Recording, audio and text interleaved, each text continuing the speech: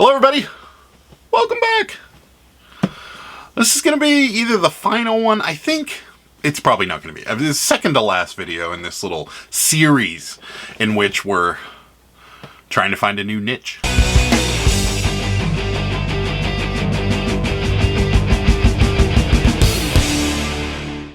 Alright, so for those of you that haven't watched the last two videos, we started out with the good intentions of finding a new niche or whatever you want to pronounce it. I don't know how it's pronounced, but and our initial thought was, we go to thrift stores somewhat frequently, not as frequently as we used to, and not as frequently as some of you. But we do go frequently enough to kind of understand, what we see frequently. And there was one thing that we saw all of the time in every thrift store in what I would call an abundance. And that was breakables or glass collectibles or ceramic collectibles or knickknacks or whatever you want to call them. We would see them everywhere and lots of them. And we never really bothered with them all that much because it wasn't really a niche we wanted to get into. And for obvious reasons, things break. There's, mislabeling of things. There's fakes. There's stuff that's worthless. There's all kinds of reasons not to get into this. But because it was so prevalent, we thought this would be an idea for a great new niche, because we have and we run our store maybe a little bit different, just based off of, what we've found is successful for us. Is it successful for everybody? No. But for us, and because we are full-time, we're trying to make our income as consistent as possible. So the only way to do that is really to sell things that you can get your hands on inexpensively and frequently. So a repeatable type of process is what we were looking for. And so in order to do that, when it comes to thrift stores, is you've got to find something that they have a lot of, and they have them all the time. And they typically don't sell for a lot of money. And that's what we were looking for, thinking that the glass route would be the way to go. And I'm going to give you kind of my final conclusion on it right now, because, again, the next video I'll probably make is to show you, kind of how it's evolved and what has happened. And for those of you that have watched the last two videos, you know what has happened. But my final assessment on the glass thing is that yes, there is a ton of it in the marketplace, at least in our marketplace. Now, I don't know what a thrift store in Florida looks like, or what a thrift store in Mississippi looks like, or California, or Washington, or anything like that, but I'm assuming, just based on the facts that we have come up with in our own research lately, that most of these thrift stores have a lot of it. And what I've come to the conclusion, and I think Sarah has also come to this conclusion, is that the vast majority of it is worth very little or worth less. And I know, and everybody says, well, everything sells. You're right. For the most part, everything sells. But to make an investment on something that we find, let's say we're in a thrift store and we find a figurine. I don't have anything here with me. Oh, you know what? Let's use the Animan as a figurine. We'll say this is a priceless glass figurine. Not priceless, but we'll say this is a collectible, some sort of glass figurine. And this is, something that we see on the shelf. It's maybe $4, we'll say. And we go to look this up. And we see that there's 20 Animans listed and 0 sold. Or maybe, 15 Animan listed and 1 sold. Or something like that. That becomes not a sound investment. And that is the majority of what we see. We see either a lot of them listed and none sold, or none listed and maybe 1 sold, or something like that. And that is how I price. That's how I, would say in my own head, this is either worth very little or worthless. Because 1, people aren't looking for them, and 2, the people that are trying to sell them aren't selling them. So why would we go ahead and make an investment into something that, number 1, is going to take forever to sell, and number 2, could potentially never sell, or sell for much less than we would want it to? And that seems to be. Now, don't get me wrong. There are diamonds in every rough. There are going to be things that you will find that will make you a fair amount of money in this niche. We see it all the time with YouTubers and people that know this niche very well. They find things and they're worth a lot of money.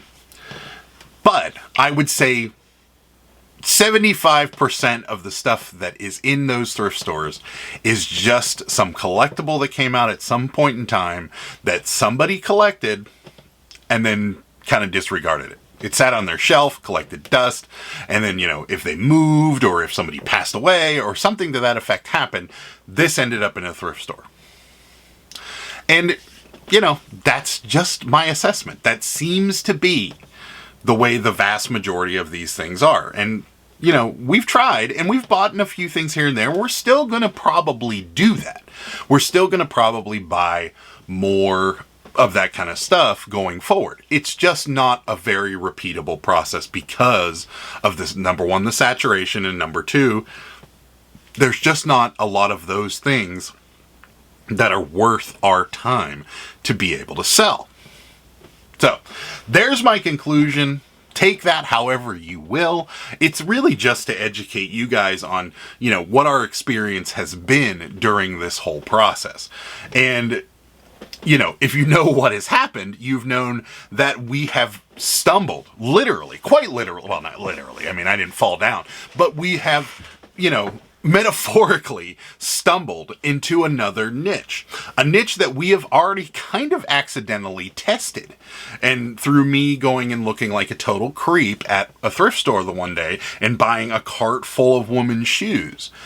Now, this is like postcards. And I don't know how, most of you could draw a line between a woman's shoe and a postcard, but I'm going to do it. So stick with me.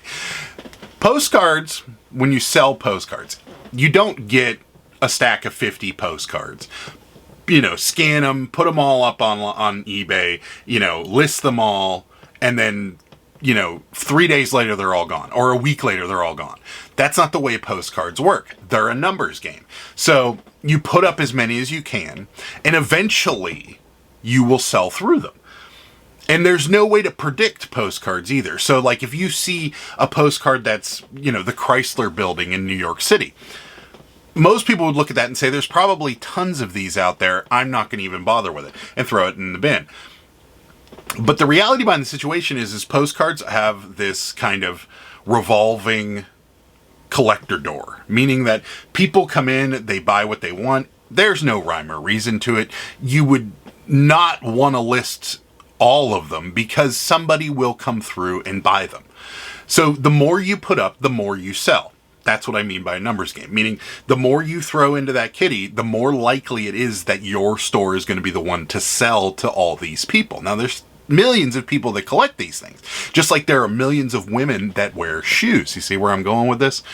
These aren't fast sellers. This isn't a pair of, 90s Jordans that you found at a thrift store. This is a pair of relatively common high heels that, the vast majority of people could find on their own. Or maybe they can't. Maybe they've been discontinued. They were $35 from Payless Shoe. Now they're $15 on eBay. That's really where that's the kind of median we're working with here. That's the kind of, department we're working with. We're buying things like Steve Madden shoes, Nine West, those kind of things. Yeah, I know what you're saying. They're not worth a lot of money. They're not. They're $15, $25 shoes. However, taking the postcard route again, it's a numbers game. The more we pile in, the more money we make. Now, are they fast sellers? No, they're not. You're waiting for that person that has been looking for this pair of shoes or is looking for a pair of shoes, and they stumble across your listing. That's how this is going to work. So, yes, they aren't fast sellers. And yes, they aren't the peak of sales, the peak of sales when it comes to shoes. The peak of sales when you come to shoes is typically men's athletic shoes or men's athletic shoes that are collectible, like Jordans or, I guess Yeezys aren't a thing anymore, but they were. Crocs would be another example of something that sells relatively fast in comparison. These are more or less slower sellers, but as you get more in, the more people do it. And there's factors that are working for us as well. So a lot more people are going back to the office now. So a lot more people may have to dress for work again. Those kinds of things are going to increase the likelihood of these types of sales. So in looking for our little niche, we mistakenly found what I would consider a good one. And on top of that, we get them exceptionally cheap. We're paying 99 cents a pair of shoes.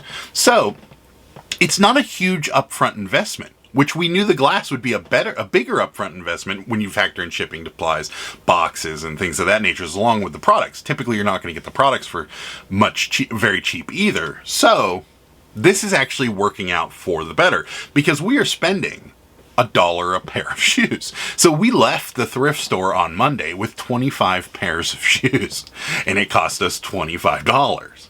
So all in all, this niche has turned into what I would consider a blessing, because we have stumbled across something that, one, can be very profitable, and two, easy to find and easy to repeat and inexpensive. So, having said all of that, we are still going to continue to look for some glass and breakable things that we can sell a little bit more than we used to, but the niche has kind of shifted. We're no longer saying, okay, we're going out with the intention to go get breakables and glass products and things that are collectible that we can sell online.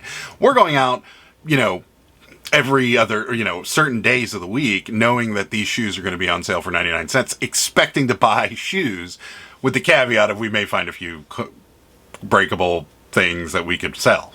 That's what we're doing. And that's what has changed. And that is the point.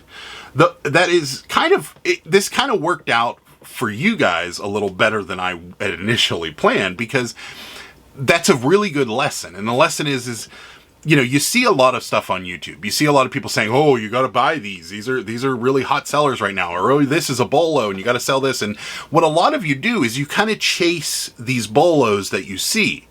And you're kind of looking for them. Oh, a lot of people are selling Nintendo games right now, so I'm going to kind of chase after that. When in reality, your area will dictate to you what you can get inexpensively and repeatedly. And the access you have to certain things will also dictate where you go. If it's something that's viable and something that sells, why not go that direction? Rather than chase the bolos will always be there. If you stumble across them, you stumble across them. But have something that you can repeat over and over again that isn't expensive to buy regularly and continue down that path. You will find that either your side income or your main source of income will become a little bit more predictable. Makes sense, huh? So it did work out.